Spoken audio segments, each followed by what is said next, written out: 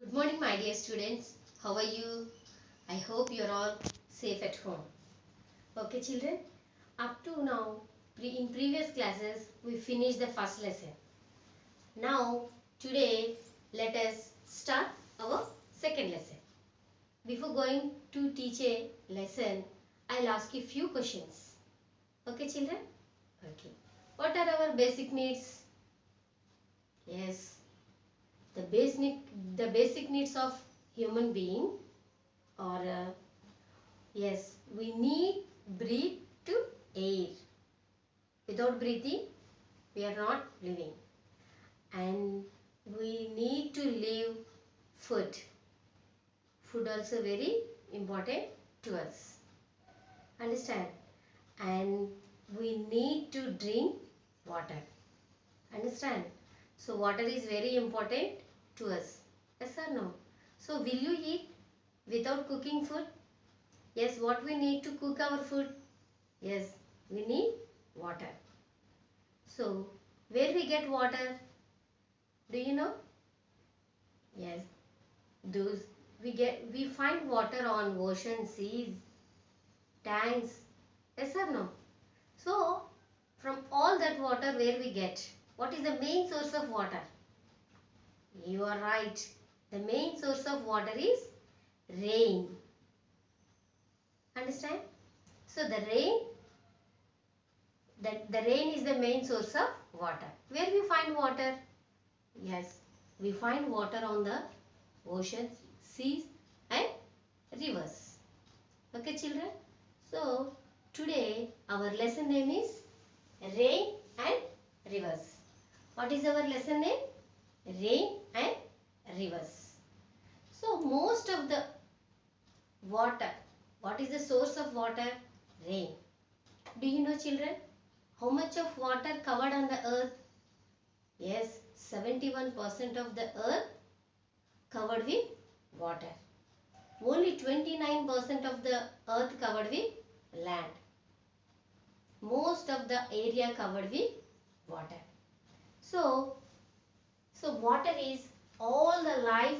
The earth is very crucial, depend upon water.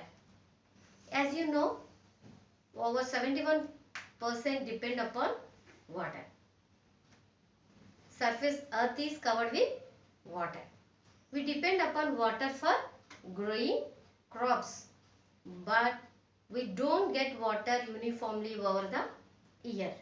It is also not available uniformly all over the earth.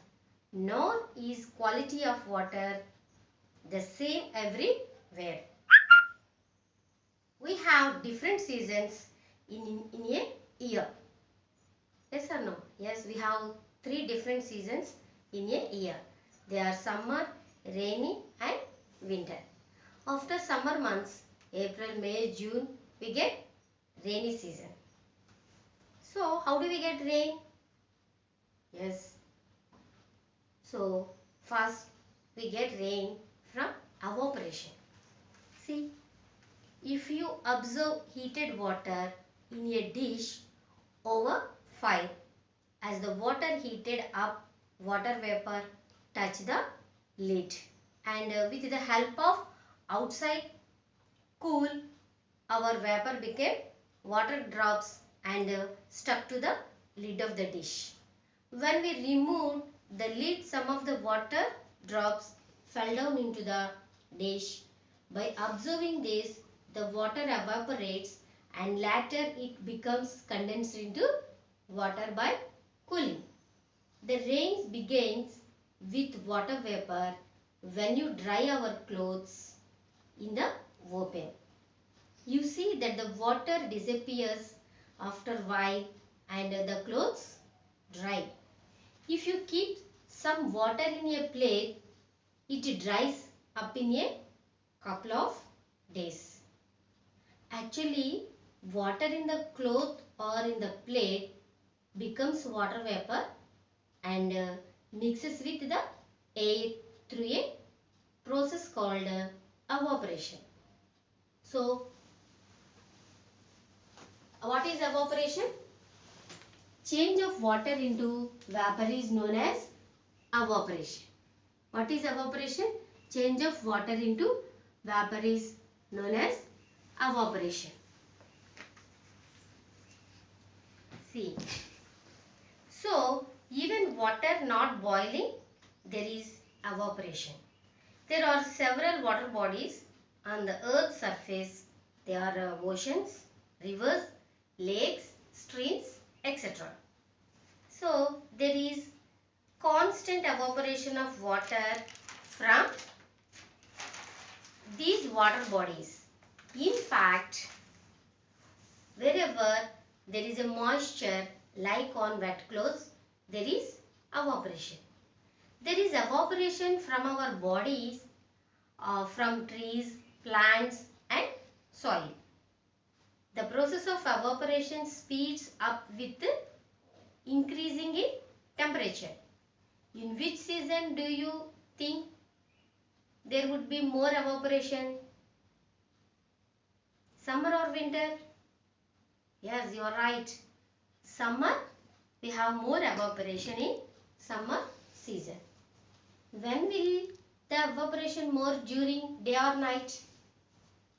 The evaporation is during day. So look here children, look at the figure and make a list of places from which evaporate taken places. So from the surface of the seas and oceans, see where we get more evaporation?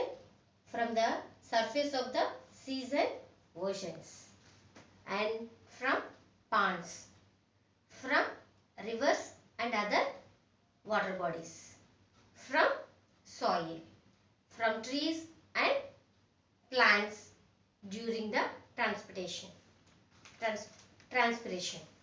So, where do you think maximum evaporation would take place?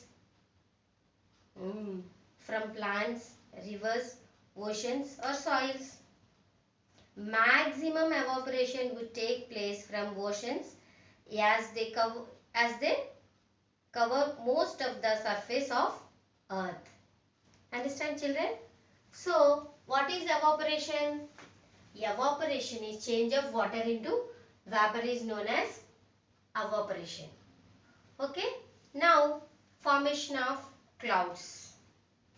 When water vapor rises with hot air and reaches high up in the sky, it gets cooled above the surface of the earth. With the cooling, water vapor is transformed into tiny water droplets. These droplets gather around minute dust or smoke particles in this air and gradually increase in size. These small drops of water gather to form of clouds. As the clouds continue to rise upwards, it